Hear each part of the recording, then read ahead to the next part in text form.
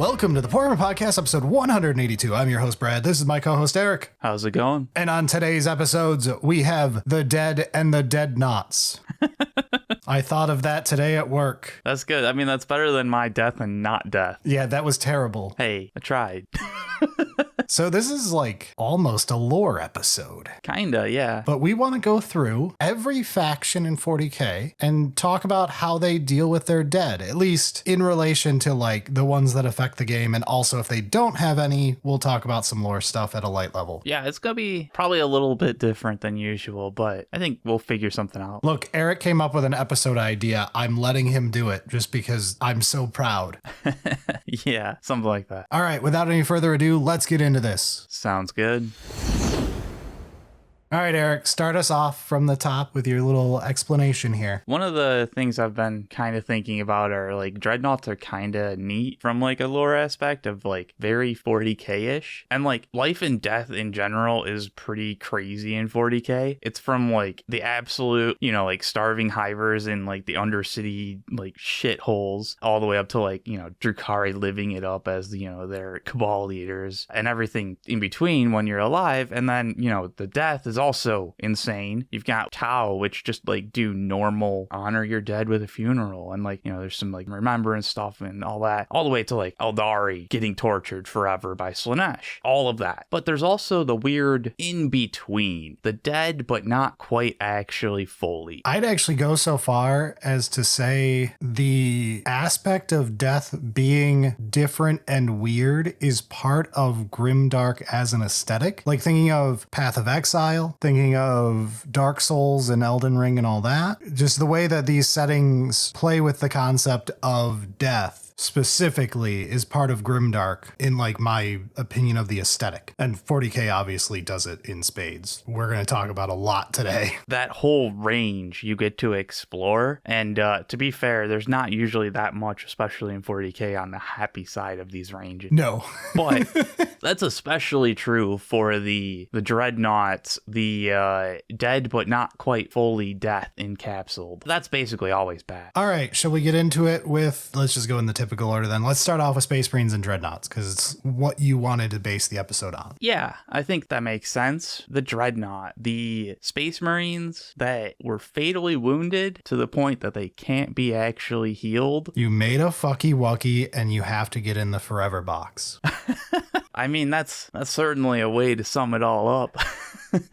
Yeah, the idea of the Dreadnought being like the Space Marine beaten in combat but not like actually dead, still kind of like clinging on, but like normal like medical stuff isn't going to be able to like fix them into being like combat ready again. So instead they just toss you in the forever box, a life support system, and let you stomp around in a giant mech. It sounds interesting and not necessarily bad, but it goes into like an even darker place with like in the Fabius Bile trilogy, there's Diomat, who's like a dreadnought who is a former warrior who did not want to get dreadnoughted and now lives this eternal hell life of combat only, and it's like broken his mind, and he's like a great hero from the past that everybody respects but is now literally just a war machine. And that's the thing is like, even if you accepted, this is honor of being able to still serve the Emperor and whatever, you're like directly linked into the Dreadnought through like, I think I looked it up and it was like a mind impulse unit or something. I don't know, whatever. You're directly plugged in. So it's basically you're a brain and the suit. And the sensory stuff is not quite 1-to-1. And that kind of fucks with people after a long period of time, since they basically live forever until they're actually like finally put down. Yeah, Bjorn is like the oldest of the Space Marines in like contemporary era 40K because he is like so far back that he's a 30K dreadnought. Yeah, because there are some that were there for like chapter foundings and stuff like that.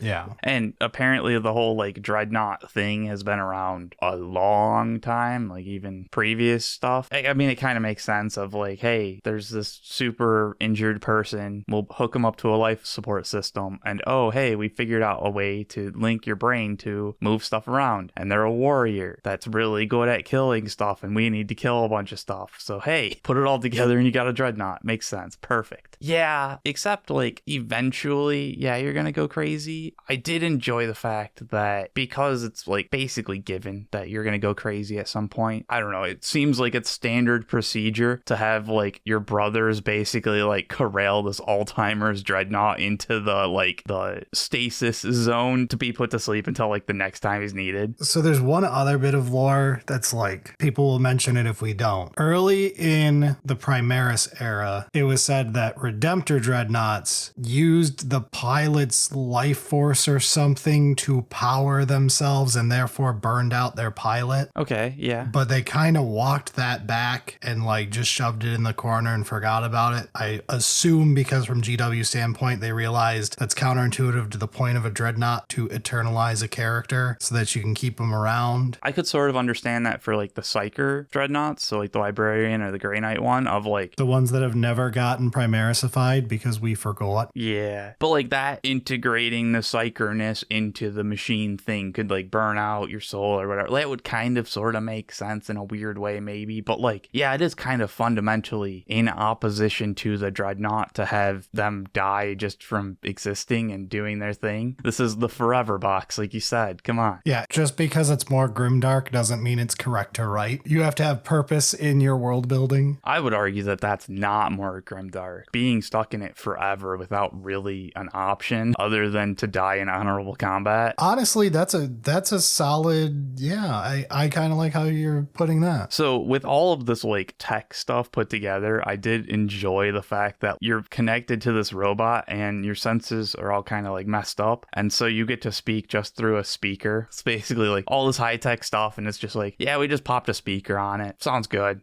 Yeah, and it is one of my favorite parts with Dreads in like the audiobooks and stuff when they have to do the Dreadnought's voice, and it often gets pointed out that like it sounds like shit. Yeah, that's a tough decision from like the audiobook. Do you try and like play into it, or do you give it better like listenability and understandability type thing? All right, we have talked Dreads, and we're going to mention them a couple times here because spoilers, there's a lot of factions with access to Dreads. But let's go to something else that isn't a Dreadnought. Let's do Sisters. Yeah, Sisters don't have Dreadnoughts, but they do have Martyrdom and the whole living saint thing. All right, walk us through this one then. So I'm not entirely certain, but from what I understand, the living saint is like you did a great job and you died, but you were such a good warrior that the martyrdom is like embraced by the emperor and he revives you as a living saint, which is just like you, but aura maxed. Yes, this is how you get Celestined.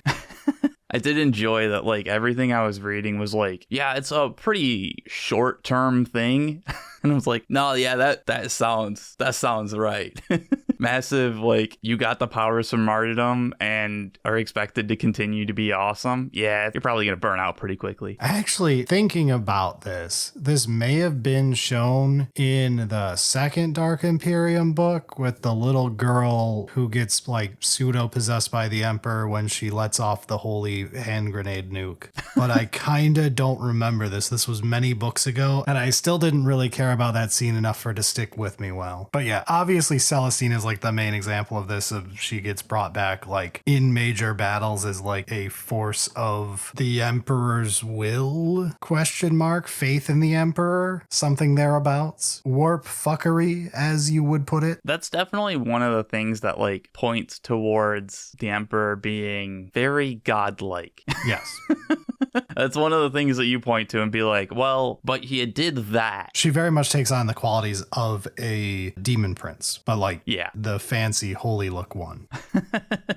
Yeah, it's kind of on the nose, which is good and it's kind of neat. But yeah, there's also one of the more fucked up things of the Triumph of St. Catherine, the model that literally is carrying around the bones of a saint. Yeah, this is actually a good example to show like not just getting to come back from the dead, but what we do with the dead in 40K. Yeah, so apparently St. Catherine was properly buried, or I guess not properly buried, properly put in a coffin and then paraded around. She didn't make a fucky wucky, but ended up in a forever box. Basically, yeah. And then apparently one of the like procession leaders takes her armor and weapons and takes on the name of St. Catherine, is like, yeah, that's me now. I'm like the one in the box, but not quite. Honestly, that's kind of interesting. I know people keep recommending me to read Sisters lore, and I haven't, but that's a very compelling idea for a character's viewpoint of like, your job is to pretend to be this dead person from a spiritual standpoint because it has like religious purpose for your believers. And because this is 40K, it probably does imbue you with powers. Yeah, it probably actually does something, but even just like having the morale boost of that is not nothing. And yeah, the whole Sisters Martyrdom thing plays with death. They're basically just dancing on a tightrope with it, making fun of death until it actually happens, and then but maybe they get to do something afterwards as well. So not quite Dreadnought, but still some weird in-betweenness happening. All right, while we're talking Dreadnoughts, let's get the other two obvious Dreadnought things out of the way here. Custodes also have Dreadnoughts, and I don't think there's much specific in Custode lore about Dreads other than they've got some sick ones. They do have some pretty cool ones, and like Dreadnoughts are already not very prevalent in 40K, even though they exist for like basically ever. You just don't put that many people into the box because I'm assuming it's like you only have so many AdMech people able to build it and repair it and all that stuff. But like the Custodes, I feel like there's even fewer of them just because of there's only so many Custodes. I mean, like Custodes, it's probably just because only custodians build Custode stuff. So it's like even more difficult to make anything or upkeep it. Yeah, but as far as I know, they're essentially the same kind of thing. There's probably a bit more embracing it because like Custodes already just stand in the same position for a century. So what's the real difference? But Grey Knights, Dreadnoughts are not happy.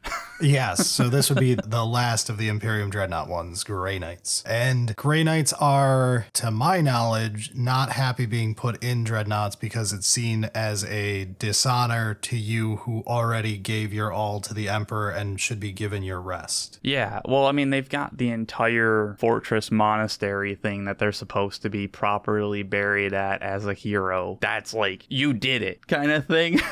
As far as Grey Knights are going, like, hey, you did your job, you succeeded, you were properly buried at the Fortress Monastery. Yay, your name's on a plaque or something special. And then instead, you get put in the box, which is very much not being honored at the cemetery and being given rest and all that kind of shit. I feel like the whole psychic nature adds to the, I want to make sure that my afterlife is not hell, right? Okay, yeah, I see where you're going with that. The fact that you've got such a strong connection to the warp that you kind of just want to be done with it. Yeah, that makes a lot of sense to me. The Grey Knights Dreadnought is very much a only do if absolutely necessary, and they're not going to like it. But it does happen. All right, let's talk about the rest of the Imperium and not do Dreads for a bit. So I guess let's do AdMech and find something far worse than being a Dread. Well, we've got a couple options on the severity, and for that we've got the Servitor or the Skitarii. I think I'm gonna argue that the Servitor is actually dead. Like, this is just a flesh robot, not a living thing that was robotified. Servitors are specifically alive. Like, you have to make the servitor while the person is still alive. It's like the worst sentence you can get. But like, they no longer have any sense of self. That depends on the servitor because it's a punitive thing. Sometimes they make it where the servitor feels like everlasting pain as long as it exists and other shit. Servitor is like the worst possible outcome in the Imperium in grimdark fashion. Like, it is like true manufactured hell if they want it to be. Okay, so they do have servitors that are like penitentians from Sisters. Yeah, like even worse from Flesh and Steel gets into it and other stuff. Okay, all right, that's interesting because yeah, as far as I knew, they were basically just like technically alive in like the strictest sense, so that they're not actually AI, but they're just brains. That gets into like what Call does to like turn brains into computers so that it's not AI.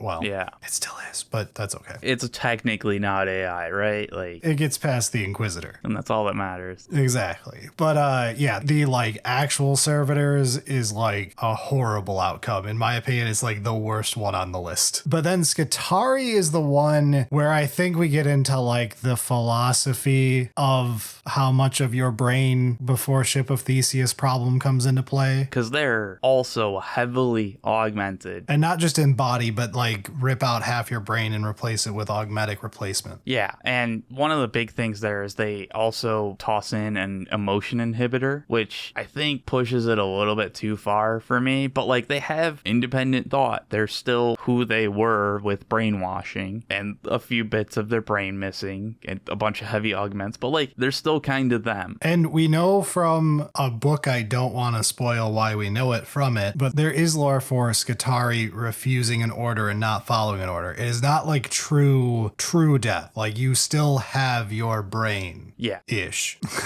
You have a mutilated brain. And this feels to me like it does a better, like, you're living but also kind of dead than the Servitor, which feels like even further. Because, like, the Skitarii are still them. They still have goals that they try and, like, do for themselves to a certain point. But, yeah, dude, they're not fully in control of themselves at all times. In general, AdMech are not particularly nice to the whole life and death thing. The flesh is weak. It's true. But I guess real quick, let's talk about IG. There's nothing really special here. You're basically just lucky if you get to join a giant pyre of bodies. There's nothing interesting with what they do with their dead because it happens so en masse that what could you do? Yeah, the whole 15 hours trope thing. Yeah, it's just you're not really ever going to be known by a lot of people to be remembered kind of thing. You're just another number on a spreadsheet. If you were recorded at all. True. Oh, that's brutal.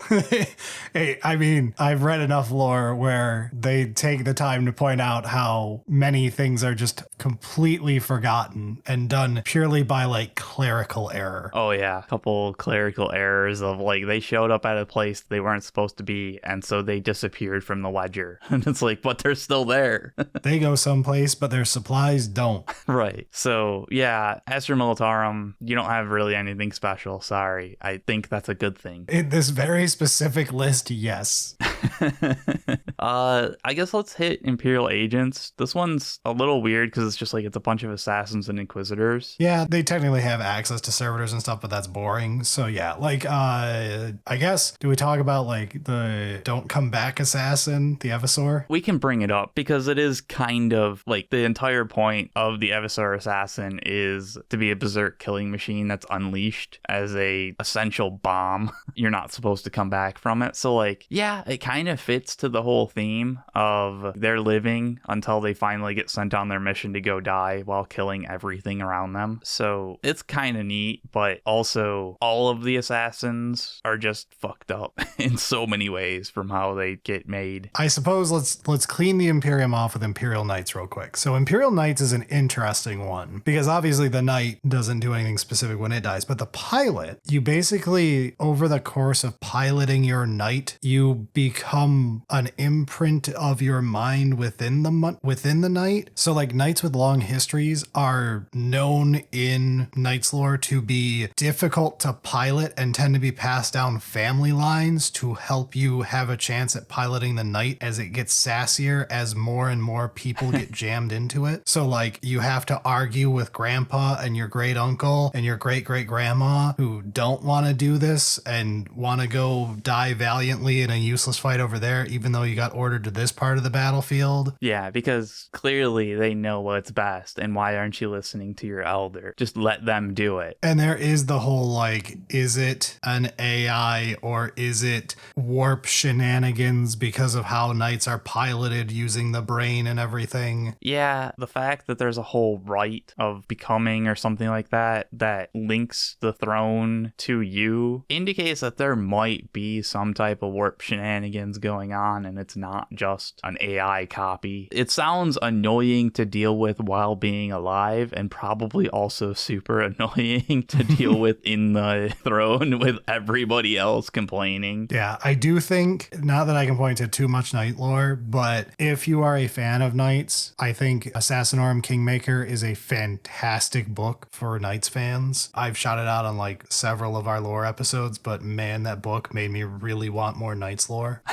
I just really liked how the household interacts and how like you get to see what a pain in the ass it is to use your knight. It is a fascinating idea to explore because like it's this like super machine that's capable of so much. And not only is it difficult to actually pilot just from like this is a big thing with lots of buttons essentially, then you also have to deal with echoes and imprints of previous pilots being arrogant little fucks probably. Yeah, it's fascinating from like an idea aspect. But moving on, we'll just hit Chaos Knights at the same time. Yeah, it's the same thing, but it can also get possessed by a demon, etc. Chaos shenanigans. The same thing, but worse and scarier because chaos. Yeah, as is tradition with Chaos Knights versus Imperial Knights. I guess let's try to explain demons. I don't think there's too much here other than like Nurgle's whole concept of life and death, but we'll talk about that in Death Guard. So demons don't really have life and death so much, especially not the way mortals experience it, because they're just like warp entities. They are congealed warp stuff. Yeah, they're not real. They are specifically the unreal. So when they die in reality, they just poof back to the warp.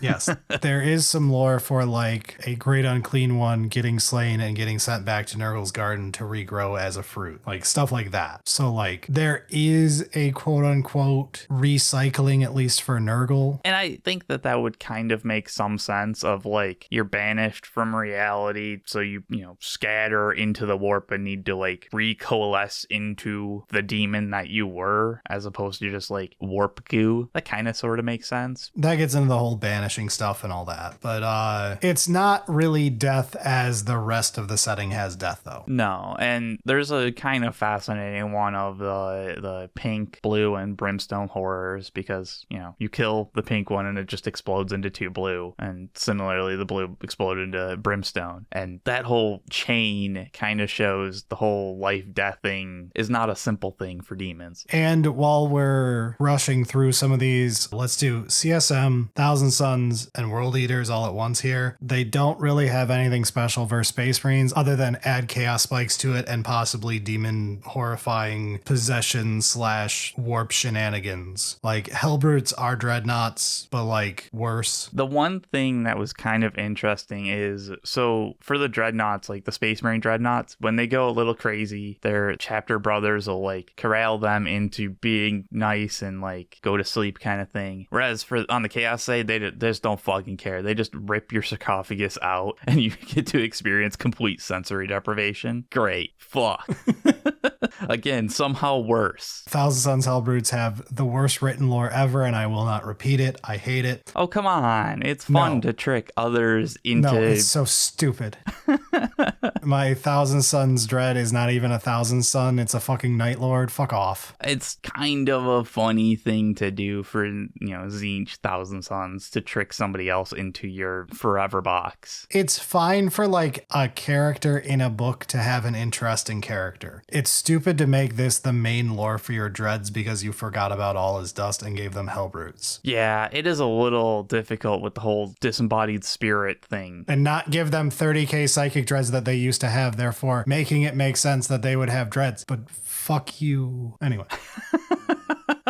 And World Eaters, very similar kind of thing. There's probably something more exciting for World Eaters at some point, but like they just embrace death so well. It honestly is kind of orc-like, which when we get to orcs, it's the like, who cares if I die as long as I take others out. Yeah, it's just death is good. Let's see how we can make it happen. But we do have a couple slightly more interesting ones. Yes. Shall we do Lucius? Yeah, let's hit Lucius and then end up with Death Guard. So Lucius the Eternal, Emperor's Children. I'm sure you can probably explain this lore a little bit better, but my understanding is that he just loved duels so much that Slaanesh was like, just keep dueling. And so he keeps possessing the one that kills him. Yes, and importantly, he's not the best duelist in the setting, which is something that people get confused on.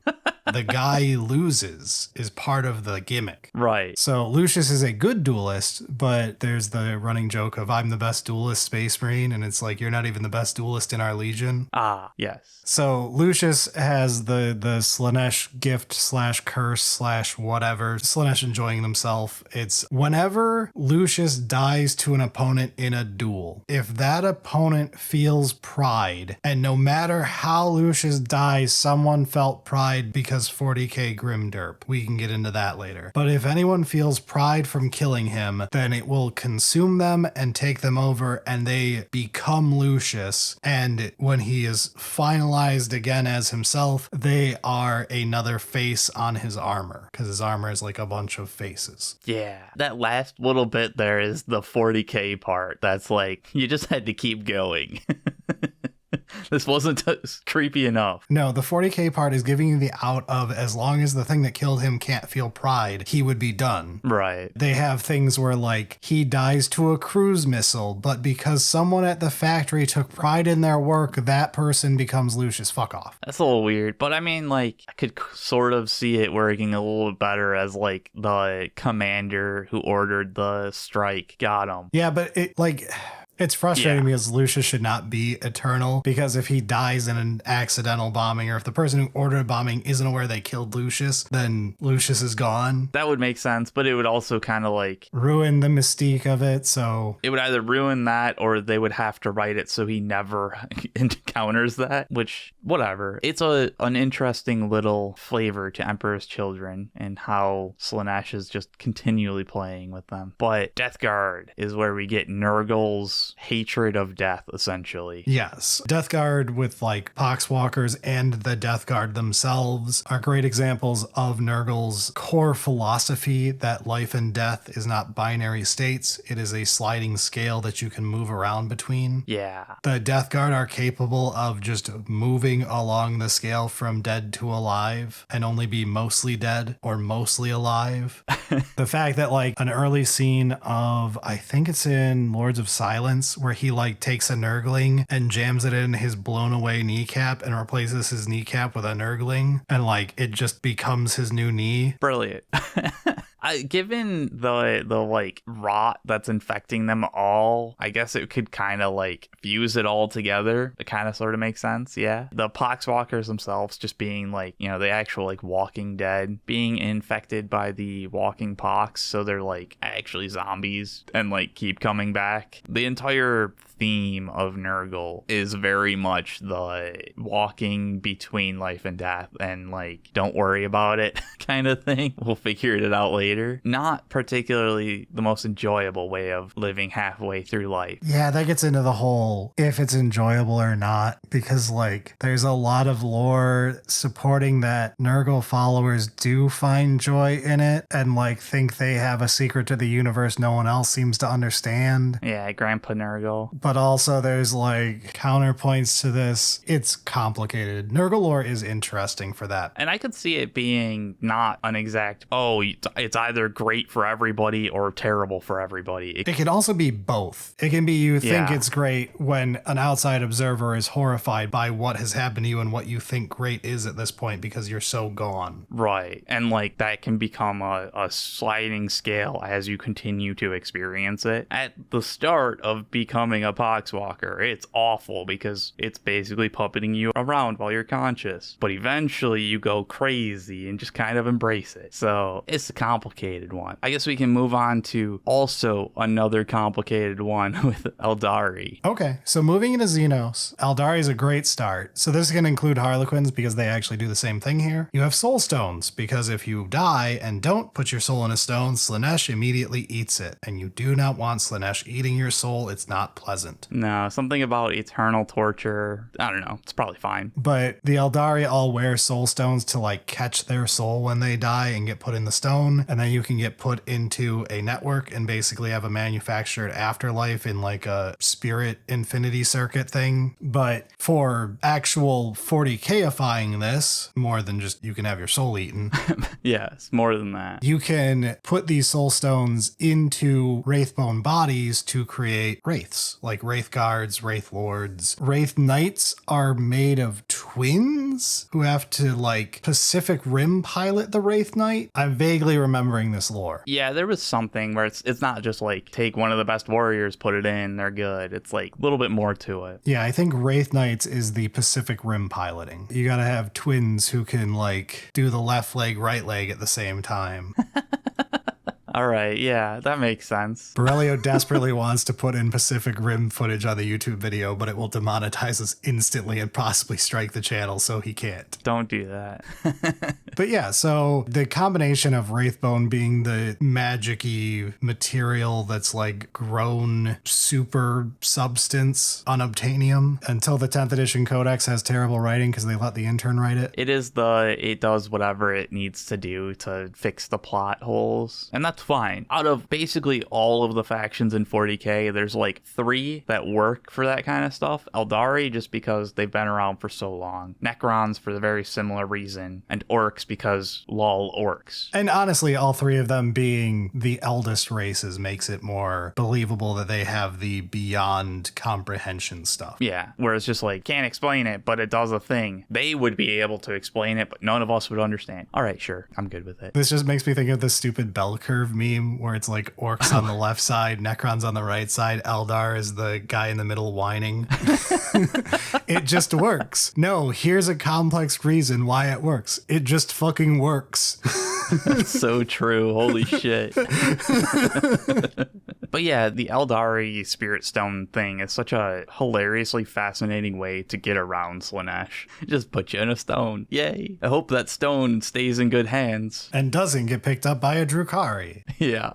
Wouldn't that be terrible? So, segue into Drukhari. They do not do Spirit Stones, and in fact, Drukhari take great pleasure in screwing with Spirit Stones. Yeah. Like, blackened Spirit Stones seem to be a favorite jewelry item of Drukhari, who like just screwing with other Eldar. It does make sense because they need to like basically torture others to stay alive and not have their soul sucked out. And like one of the most terrifying things would be a soul stone that's in control of a Drukhari. Just that alone is terrifying. So yeah, it probably feeds them pretty well. But for how Drukhari handle death, basically the goal is to never die. Yeah. It's a genius idea. Yeah, right. Because no Spirit Stone, your soul goes straight to Slaanesh. I think there is some delay or whatever, depending on if Slaanesh is actually interested in you and whatever. But like, you don't want to die. Yeah, so one of the things Drukhari have is obviously the homunculi. They're like a cornerstone of Drukhari's whole structure as a society. It's how they don't immediately fall apart. Yeah, homunculi are not just like mad scientists. They're like keeping the Drukhari as a people functional because they're how you make fresh clone bodies to put you into when you're about to die and are responsible for partly causing a lot of the torture stuff that you feed on, although that also gets into witch stuff, but whatever. That's more disseminating the torture in the Colosseums into food, in air quotes. Whatever. But the point is, if Drukhari torture beings, they can essentially absorb the pain and suffering and turn it into lifespan. This is why you never want to be taken alive by Drukhari. Right. But homunculi are like the ones doing all of the science part of this, of making sure you have new bodies, being in charge of basically breeding the Drukhari for the most part, because it's very rare for a Drukhari to be born to parents. That's the whole Trueborn thing, is someone who's not a Vat Drukhari. And there's whole problems with like Drukhari hooking up because they can't trust each other and like everybody's trying to backstab, and all of that stuff is a little bit more complicated. But the homunculi they make sure that the race continues, essentially. Yes, but going on from there, we also have Ynnari. Yeah, I don't know really how much we have about it because they like introduced it and then have kind of just been ignoring it. There's 3 books that no one wants to read, but yeah, so you've got a death cult, so they should be in this episode. Basically, it's Eldar that worship the god Ynid, who's trying to save them from Slaanesh by killing everybody all at once and overloading or something. I don't know, it's weird, but they're doing something to try and alter the existence of Eldar always in fear of Slaanesh, and it's related to death in some way.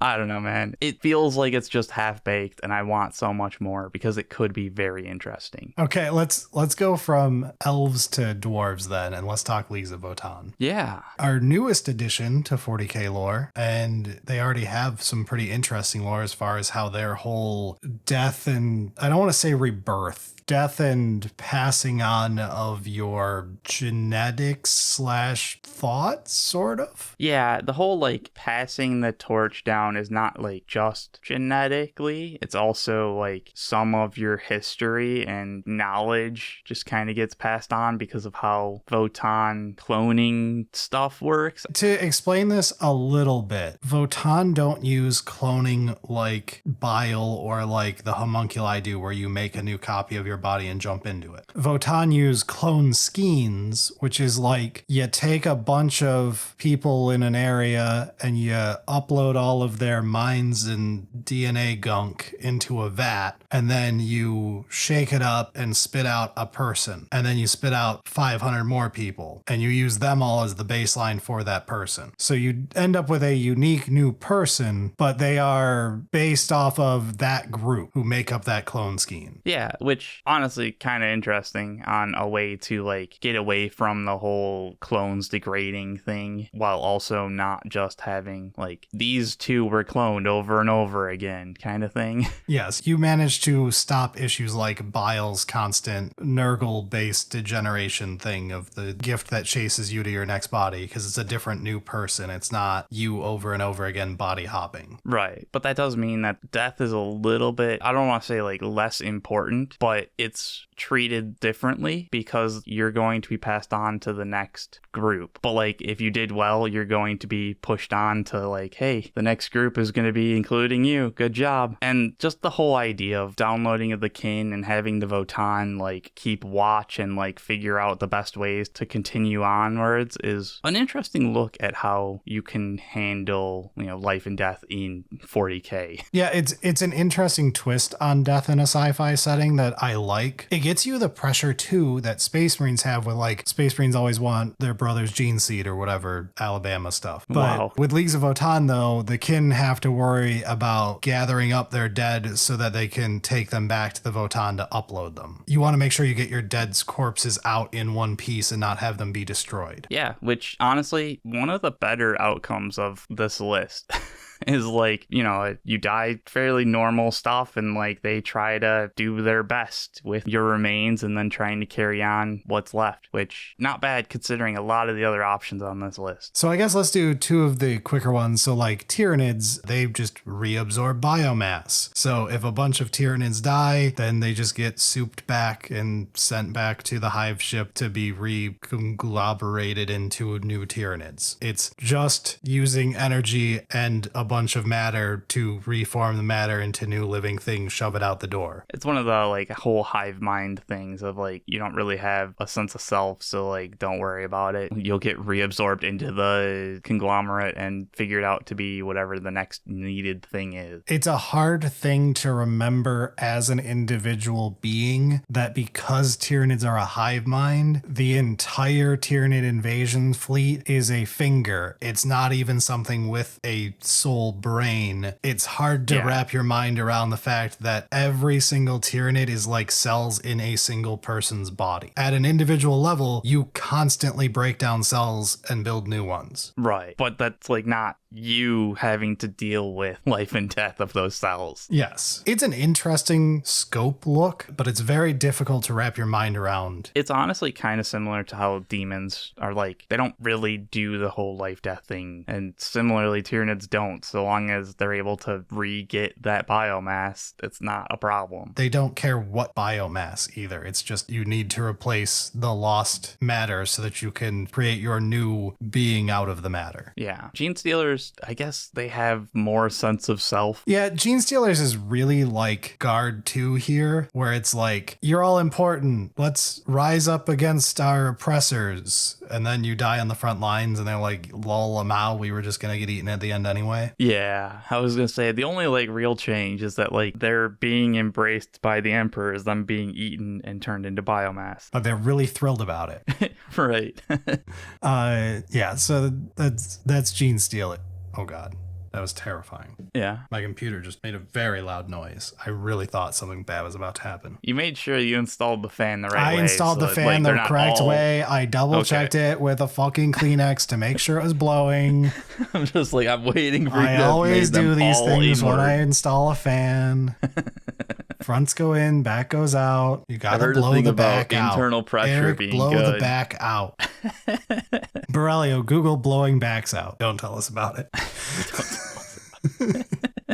Let's move on to, I guess, another one that just doesn't really care. Let's talk about orcs. Much like Khorne, violence, good. Smashing and bashing, good. Own self-worth, non-existent. The only reason orcs want to stay alive is because you can't fight if you're dead. Yeah, there is some amount of self-preservation, but it's easily overwhelmed by a good fight. I guess technically, is a death dread just a dread? No, I don't think so. Is there a full orc in there pretending it's a dread, or is it a true dread? As far as I could understand, it's an orc that just thought it was cool. Okay. But I'm pretty sure they're stuck in there as well. But like, I don't think it was you were killed essentially, but not quite dead, so we saved you. But it's entirely possible that does happen because orc doctors do be like that. Wouldn't it be funny if I just put a bunch of metal on you and called it good? Maybe you'll live. Okay, I did a quick Google, and yes, a death dread is a one-way entry, but because orcs, living ones volunteer for the process because you get to be bigger. Right. It totally makes sense. Okay, so it's not really like a dreadnought because orcs are dumb and funny. Basically, yeah. But there is like some sense of self-preservation. Yeah, it's important to remember orcs are not like truly zero self-preservation. They're a bioweapon. Like, they want to stay alive so they can continue destroying other stuff. Yeah. They still want to get patched up after they get screwed up. Like, this is like half of Pain Boy's whole shtick is putting that guy's head out on a new body so he can keep fighting. Right, but there's like less importance put on it, so a lot of their custom weapons are expected to explode. But, oh boy, is that a really cool weapon, and it's probably going to go bang really, really loud, so that's worth it. Yes. This is very close to how Space Marines deal with plasma, so is it really so alien?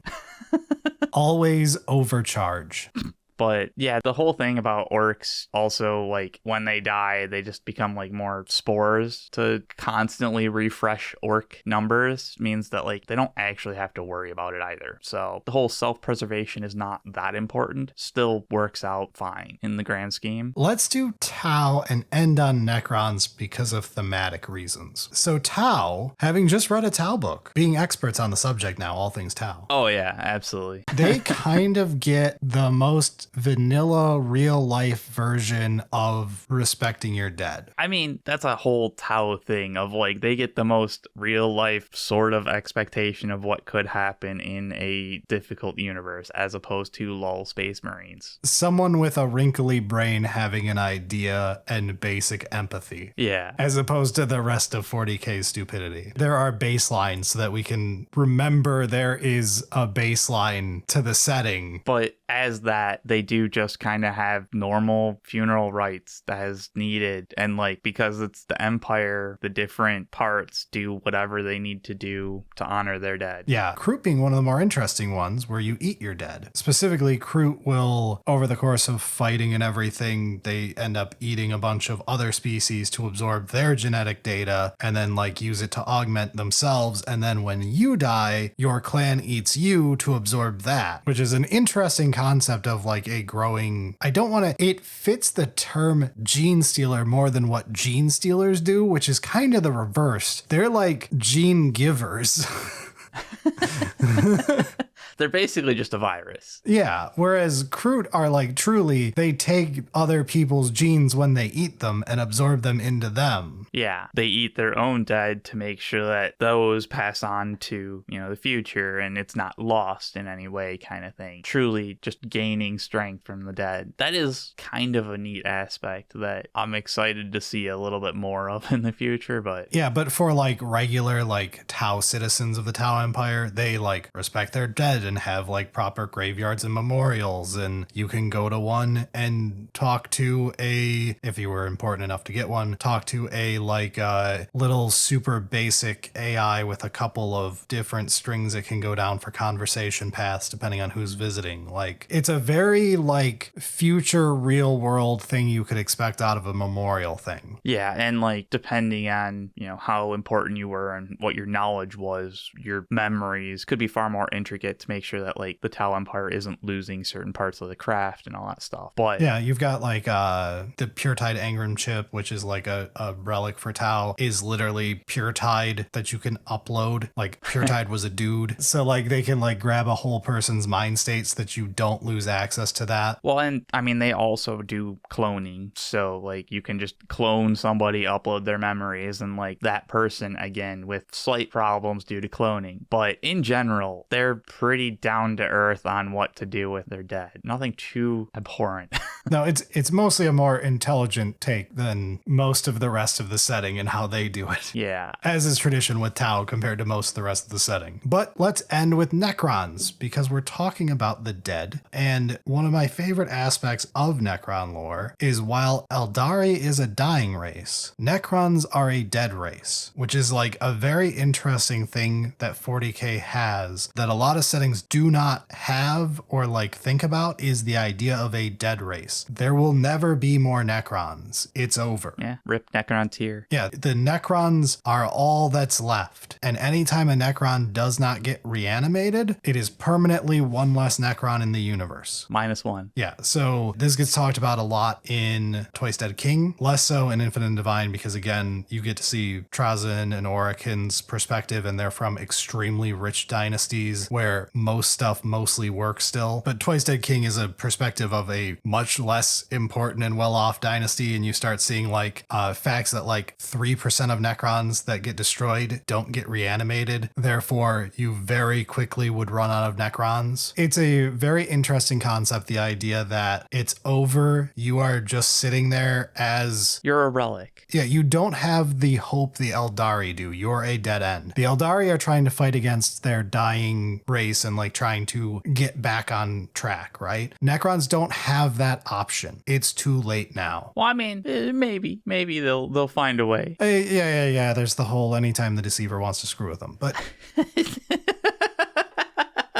That's so true. Spoilers for every Necron plotline. But the idea is very interesting. The idea of we're still here. We can still screw everybody else up, but we're doomed. We're already done for. It's not oh no, this could destroy us. It's like that already passed. We just haven't actually accepted it in fact and reality yet. Yes. It's really interesting as a concept, and it's one of my things that I really liked in Twice Dead King that they get into a little bit, and I would love more Necron lore that gets into this idea. I think from a philosophy standpoint, it's very interesting, and while I know it's a tough ask, it's something that I love in 40K lore when you start getting like more intelligent characters getting into philosophical debate on the different ways the different species interact with each other in 40K as a setting. And the idea of like having Necrons defend their stance of the galaxy is still ours, we're the rightful owners of it first, but you're already dead. Can someone else have their turn now, Gramps? Yeah, I do think the Necrons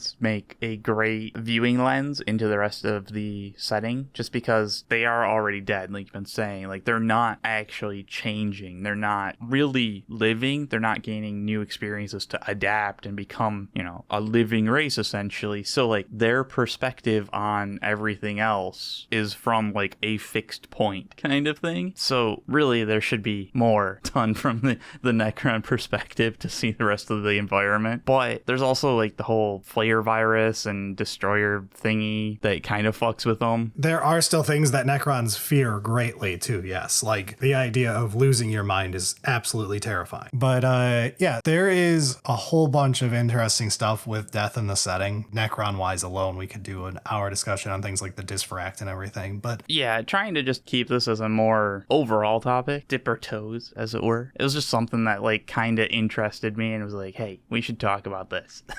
Again, like I said at the start, I think this is an awesome topic to cover for 40K because I still think like the way death is handled is part of Grimdark as a setting. Yeah. Whichever Grimdark setting you're talking about, whether it's 40K or others, it's such an interesting facet that makes it something that draws you in the first place. And part of why you're likely here is there was something about the way they handled death in some way that you found fascinating early on and helped hook you. Well, there's just so much potential for examining the extremes of the experience, essentially, that without like really getting into it, because like, oh, it's a grimdark setting. All right, I don't need to like actually worry too much about reality.